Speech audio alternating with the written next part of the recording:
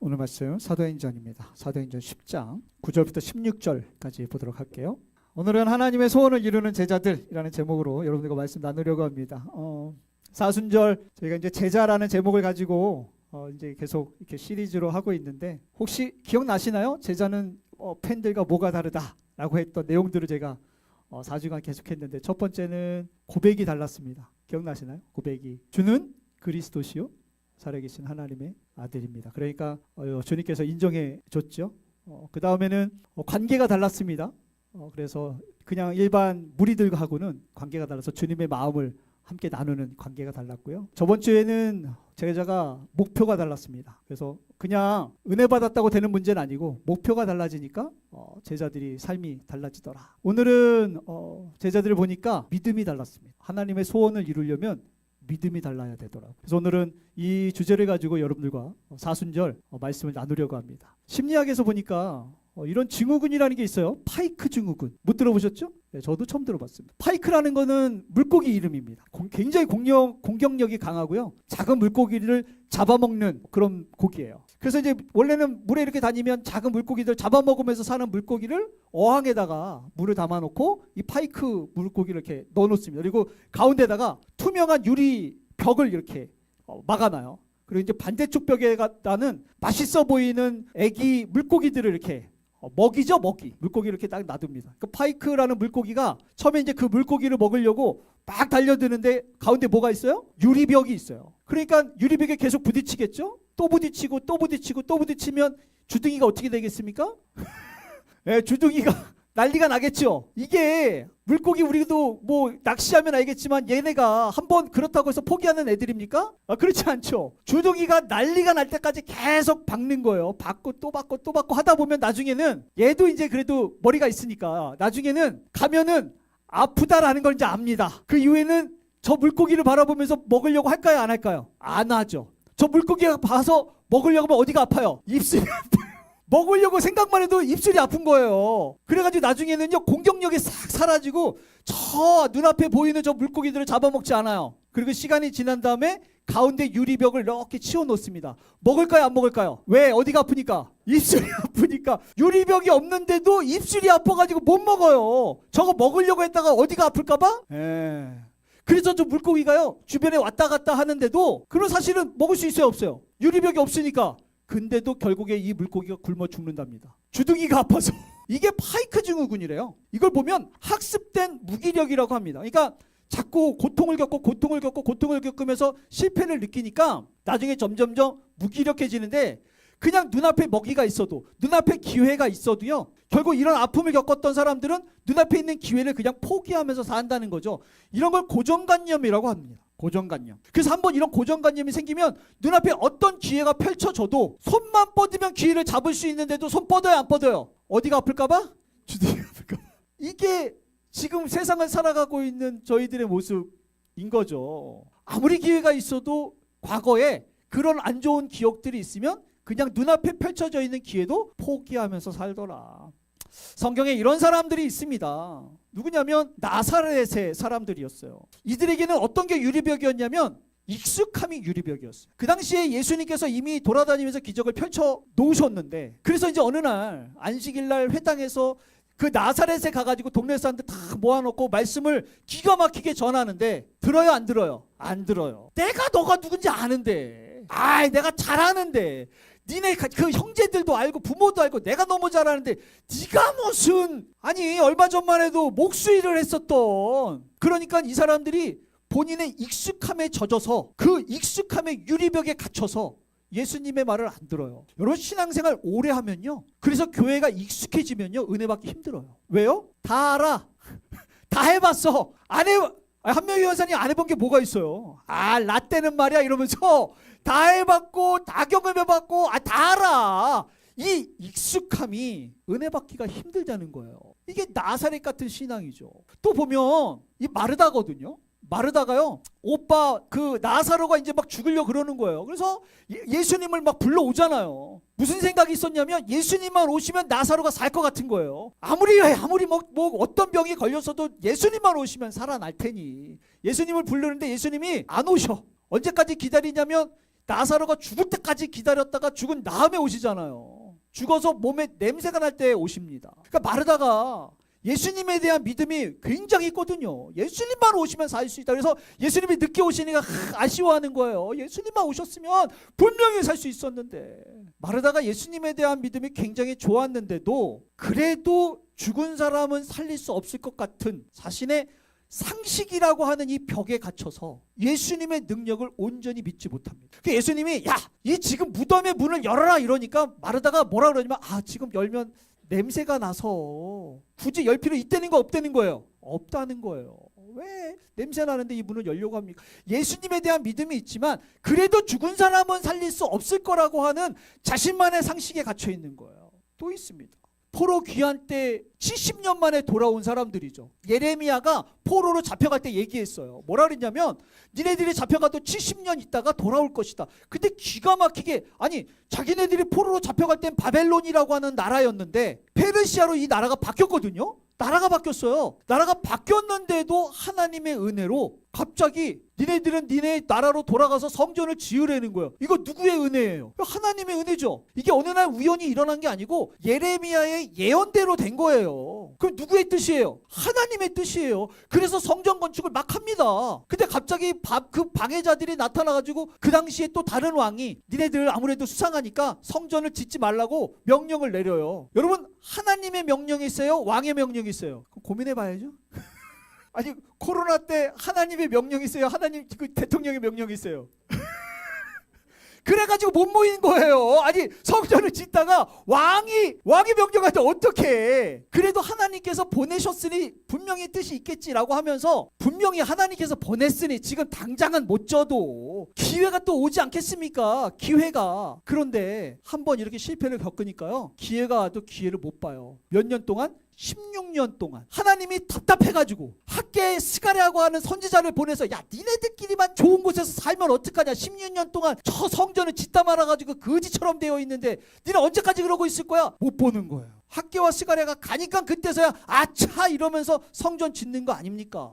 이게 다 자신들이 겪었었던 삶의 경험에 유리벽에 갇혀 있는 거예요. 고정관념에 갇혀 있는 거예요. 예수님의 제자들도 그랬습니다. 예수님의 제자들도. 그래서 예수님의 제자들도 당시에 유대인들을 위한 복음, 유대인들만을 위한 구원, 선민사상이죠. 우리가 선택받았으니까 이거 우리만 해야 돼. 그래서 이방인들한테는 절대 복음이 가면 안 되는. 그래서 오늘 본문의 이야기겠지만 베드로가 이방인한테 복음 전했다는 소식을 들으니까 성경을 보면 뭐라 그러냐면 유대에 있는 사도들과 형제들이 베드로가 이방인들에게 하나님의 말씀을 전했다라는 소식을 듣고 할례자들이 베드로를 비난했습니다. 어떻게 이방인들에게 복음을 전할 수 있느냐? 어떻게? 그래서 막 비난하는 거예요. 이방인한테 복음 전하면 돼요, 안 돼요? 이 당시에 안 돼요. 그런데 예수님께서 뭐라 그러셨냐면 너희들이 성령을 받아서 권능을 받으면 예루살렘과 유대와 사마리아와 땅끝까지 이르라 그랬어요. 그렇게 증인이 되라고 했거든요. 누가? 예수님께서 너희들이 성령을 받아서 권능을 받으면 예루살렘과 유대와 사마리아와 어디까지? 땅끝까지. 근데 들어요, 안 들어요? 제자들이 안 들어요. 성령은 받았어. 권능도 나타나. 근데 땅끝은 돼요, 안 돼요? 안 돼요. 오늘의 주인공 베드로도 그렇습니다. 분명히 예수님께서 말씀하신 거예요. 근데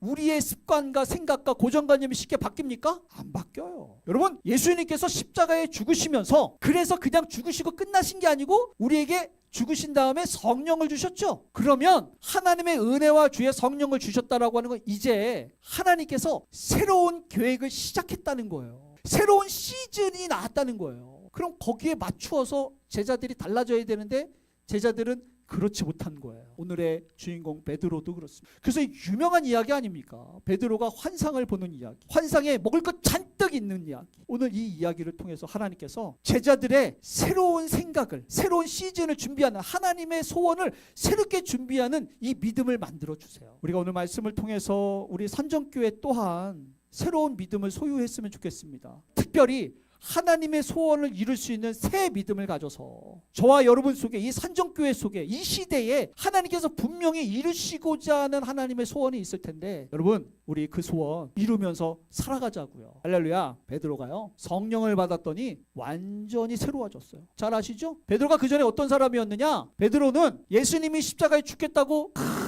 마음이 불편해서 특별히 겟세마네에 데리고 갔는데 뭐 하고 있었어요? 자고 있었어요. 예수님 답답해합니다. 아니 난 지금 고민돼서 죽게 생겼는데 이 제자들은 그 기어코 데리고 갔더니 거기서 졸고 있는 거예요. 아우 답답하지. 예수님께서 만찬할 때 분명히 말씀하셨거든요. 너는 나를 배신할 거다. 베드로가 뭐라 했냐면 죽어도 그럴 일이 없습니다. 그런데 결국 여자아이가 예수님 제자 아니야? 그랬더니 부인하고 저주하고 이러지 않습니까? 이랬던 베드로가 성령을 받아가지고 예수님에 대해서 복음을 선포하니까 3,000명이 몇 명이? 산정교회에 이러한 역사가 일어나기를 축복합니다. 그러면 우리 교회 큰일 나겠네. 어쨌든 3,000명이 구름대처럼 예루살렘 교회가 설교 한 번으로 난리가 난 거예요. 이것만입니까? 예전에는 그 사람들도 못 고쳤던 능력이 없었던 사람이 베드로가 평생 일어나지 못했던 그 앉아있는 불구를 예수님의 말씀으로 일어나 걸으라 그랬더니 걷고 뛰지 않습니까? 이것만입니까? 사마리아에 복음이 전해졌다는 소식을 듣고 그 사도 요한과 베드로가 딱 가서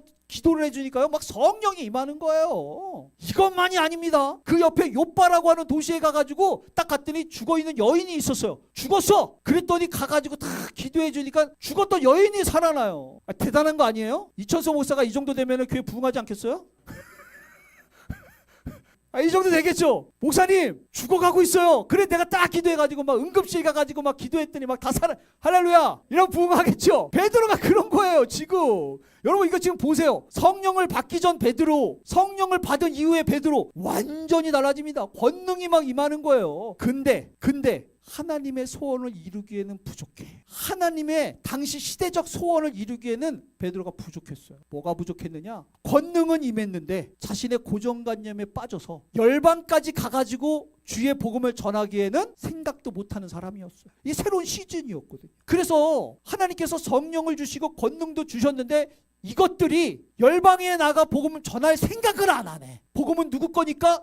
유대인 거니까 이방인들한테는 안 된다는 거예요. 그래가지고 오늘 하나님께서 특단의 조치를 내리십니다. 베드로에게 환상을 보게 하시는 거죠. 오늘 본문 보니까 이렇게 돼 있어요. 또 소리가 있어서 이제 그 환상을 이제 막 이렇게 보여주셨죠. 베드로야 일어나서 잡아먹어라. 누가 말씀하신 거예요? 하나님께서 말씀하신 거예요. 하나님께서 다 잠자고 있는데 베드로야 환상 가운데 일어나서 잡아먹어라 라고 했더니 베드로가 뭐라 그러냐면 이렇게 얘기해요. 주여 그럴 수 없습니다. 누가 주셨는데? 하나님이 주셨는데 베드로가 이러는 거예요. 주여 그럴 수 없습니다. 누가 주셔도 안 된다는 거예요. 하나님이. 우리 같지 않아요? 기도하는데 하나님이 이런 마음 주시면 하나님 그러시면 안 됩니다. 하나님 나 그거 못하는 거예요. 내가 언제 그런 거 했다고. 하나님 나 이거 할 수 없는 거예요. 이거 우리 같잖아요. 기도하다가 설교 듣다가 예배 드리다가 우리 가운데 마음에 하나님의 마음이 다 느껴질 때가 있는데 우리 그럴 때 우리 하나님한테 막지 않습니까? 하나님 안 돼. 그건 안 돼요. 저만 그런 거 아니죠? 베드로가 지금 그러는 거예요. 하나님께서 지금 새로운 시즌을 준비해서 유대인들만을 위한 복음을 열방을 향한 복음으로 지금 만들어 가려고 하는데 베드로가 안 된다는 거예요. 그러면서 뭐라 그러냐면 이렇게 얘기해요. 하나님 어떻게 속되고 깨끗하지 않은 걸 내가 먹을 수 있겠습니까? 하나님이 주셨는데도 이전에 자신의 삶의 방식 때문에, 이전에 자신의 종교적 신념 때문에, 이전에 자신의 그런 경험들 때문에 하나님이 주셔도 안 된다는 거예요. 안 된다는 거야. 뭐라 그러면 이렇게 돼 있어요. 이런 일이 3번이나 있은 후. 몇 번? 3번.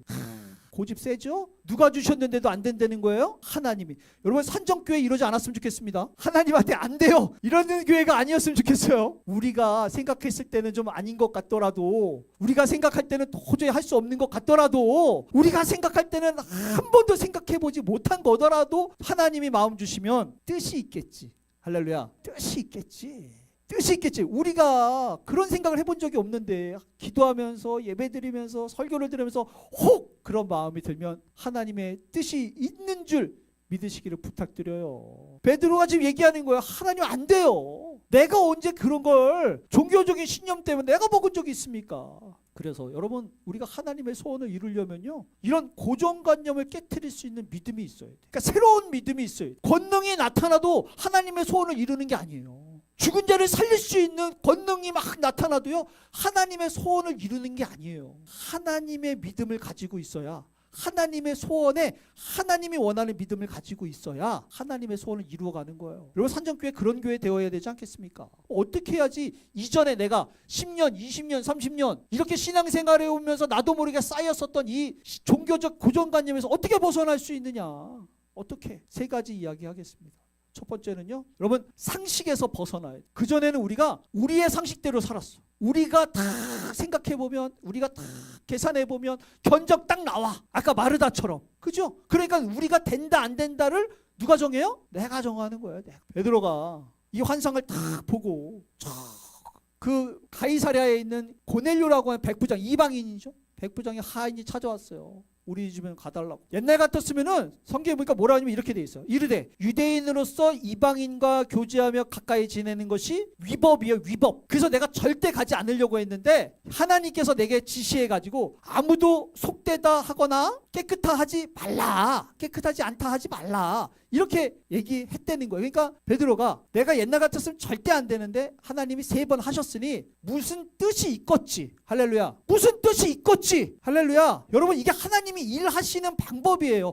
한 번도 생각해보지 못했는데 아니 그런 마음을 주셨으면 에이 이거는 내 생각이야. 이게 아니고 에이 말도 안 돼. 이게 아니고 무슨 뜻이 있겠지. 우리 옆 사람에게 한마디 해요. 이렇게 집사님 관세 무슨 뜻이 있겠죠. 자 한마디씩 합시다. 여러분 믿으시기를 부탁드려요. 여러분 오늘 이 자리에 앉아있는 것도 분명히 무슨 뜻이 있겠지. 할렐루야. 아 무슨 뜻이 있겠지. 설교를 듣다가 어떤 마음이 딱 들었어. 뭐라고요? 무슨 뜻이 있겠지. 아 그렇지 않겠습니까? 베드로가 잘 모르는 거예요. 잘 몰라. 하나님께서 막 미주알 고주알 이렇게 얘기하시지 않았어요. 그냥 무슨 뜻이 있겠지 해가지고 부름을 사양하지 않고 왔다는 거예요. 그래야 하나님의 역사를 경험하지. 뭐라고요? 무슨 뜻이 있겠지. 하나님의 소원을 이루기 위해서는 상식에서 벗어날 수 있어야 됩니다. 할렐루야. 두 번째는요, 이 헛수고 같은 삶을 견뎌내야 돼요. 아 이거 해봤자 무슨 소용이 있어. 여러분 사람들이 꿈을 포기하는 데는요 힘들어서 포기하는 사람은 별로 없어요. 힘들어서 포기하는 사람 별로 없다니까요. 그들이 언제 포기하느냐. 이거 해봤자 안 될 것 같을 때 포기해요. 될 것 같으면 될 것 같으면 포기 안 해. 근데 어느 순간 야 이거 해봤자 소용없을 것 같은데 다시 얘기하면 헛수고 같은 느낌이 딱 드는 순간 포기하는 거예요. 맞죠? 우리가 자녀들을 위해서 우리가 하나님을 위해서 우리가 전도를 위해서 우리가 좋은 일을 위해서 뭔가 하려고 하는데 하다가 해봤자 소용없을 것 같은데 라고 할 때 끝나는 거예요. 베드로가 바울이 전도여행을 막 떠났어요. 전도여행을 막 떠나는데 당시에 빌립보에 가서 복음을 전하는데 복음 전하다가 어떤 귀신 들린 여자 때문에 복음 전하다가 감옥에 갔거든요. 그 다음에 여기서 이제 벗어나가지고 데살로니가라고 하는 동네에서 복음을 전하는데 유대인들 건달 같은 것들이 와가지고 엄청 괴롭히는 거예요. 그거 피해가지고 베레아에 갔더니 거기 막 사람들이 얼마나 성경을 좋아하는지 기분이 막 좋았다가 데살로니가에 있었던 그 건달 같은 것들이 쫓아가서 괴롭히네. 그래서 그 좋은 베레아에서 뭔가 될 것 같은데 하다가 이제 넘어가요. 그 다음 간 데가 아덴이거든요. 아테네. 거기 갔더니 이것들은 뭐 이놈도 신이고 저놈도 신이고 하여튼 뭐 이름 모르는 신까지 섬겨대니까는 말이 안 통하네. 지쳐서 간 데가 어디냐면 고린도입니다. 지금 이 이야기를 딱 들어보니까 될 것 같으면서 안 되고 될 것 같으면서 안 되고 막 이러는 거예요. 그래서 고린도 가니까 이미 풀렸어 마음이. 야 내가 전도여행을 이렇게 왔는데 사실 거기 가려고 한 것도 아니에요. 저쪽 그 아시아 쪽에 있는데 그 마게도냐 사람들이 일로 와서 복음 좀 전해주세요 이래가지고 그 행적을 틀어서 왔더니 그냥 사람들이 괴롭히고 될 것 같으면서 안 되고 될 것 같으면서 안 되니까 헛수고 같은 마음이 드는 거지. 그래서 고린도에 갔더니 마음이 지쳤어. 그래가지고 힘이 쭉 빠져가 있는데 어느 날 하나님께서 밤에 환상 가운데 바울에게 말씀하시는데 두려워하지 말고 뭐 하지 말라고요? 침묵하지 말라. 두려워하지 말고. 왜냐면 안 될 것 같으니까 이제 힘이 빠져서 복음도 안 전하는 거예요. 누가? 바울이. 그래서 고린도 가가지고 복음을 안 전하니까 두려워하지 말고 침묵하지 마라.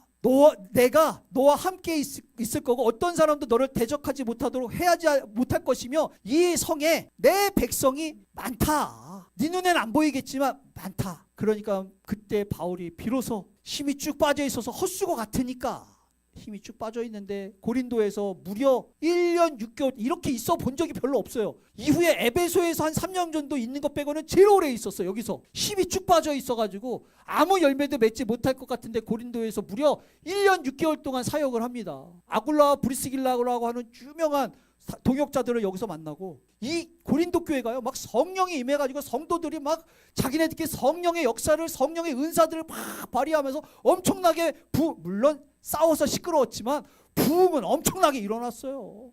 헛수고 같을 때. 마음이 지쳐서 해봤자 소용없을 것 같아가지고, 그런데도 불구하고 하나님 말씀 붙잡고 다시 한번 힘을 내서 주님께 순종하는 삶을 사니까 고린도 교회가 엄청나게 당시에 부흥하는 교회로 바뀌었어요. 여러분, 헛수고 같은 삶 속에 그래도 주님께 순종하면 하나님께서 결국 그 일을 이루시지 않겠습니까? 산정교회가 때로는 힘들고 때로는 소용없을 것 같고 때로는 될 듯하면서 안 되고 될 듯하면 안 돼서 실망해도, 그래도 여러분 무슨 뜻이 있겠죠? 할렐루야. 그래서 하나님의 소원을 이룰 수 있는 산정교회 됐으면 좋겠어요.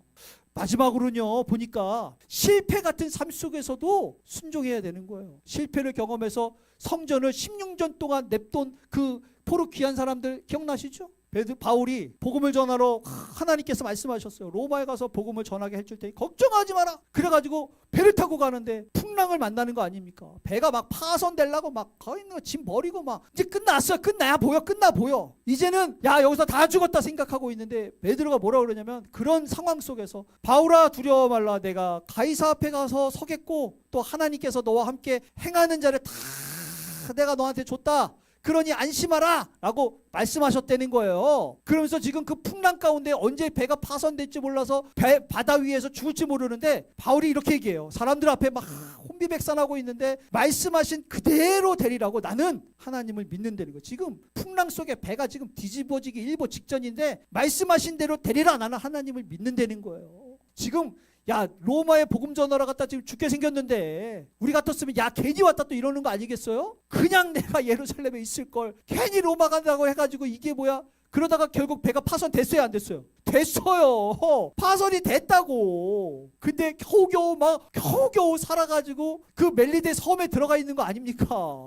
실패예요. 누가 봐도 실패였어요. 걱정하지 마라. 하나님께서 걱정하지 말라고 말씀하셨다라고 했는데 배가 파손됐다니까. 근데 결국에는 하나님께서 그 실패 가운데에서도, 아니 실패처럼 보이는 그 상황 속에서도 믿음을 포기하지 않고 주님과 함께 동행하려 애쓰니 결국 하나님께서 로마로부터 저 스페인 땅끝까지 복음을 전하게 하는 바울의 삶이 만들어지는 거 아니겠어요? 여러분, 하나님의 소원을 이룬다는 거요 결코 쉽지 않습니다. 그래서 우리가 잘 알아야 돼. 신앙생활을 한다는 거, 하나님의 소원을 이루어간다는 거. 여러분, 이거는요 우리가 세상 속에서 고정관념으로 살아가던 이 삶에서 믿음의 세계로 살아간다는 거예요. 여러분, 이거 완전히 다른 문제입니다. 상식에서 살아가는 걸로부터 하나님을 향한 믿음의 세계로 살아간다는 거예요. 완전히 전환되는 거고 완전히 새로워진다는 거예요. 그래서 하나님의 소원을 이루는 제자들, 이런 이들은 우리가 알아야 될 말씀이 있어요. 읽어볼게요. 그런즉 시작. 지금 뭐라 그러냐면 우리가 예수를 믿는다는 거, 예수님을 믿고 그리스도인으로 산다는 거,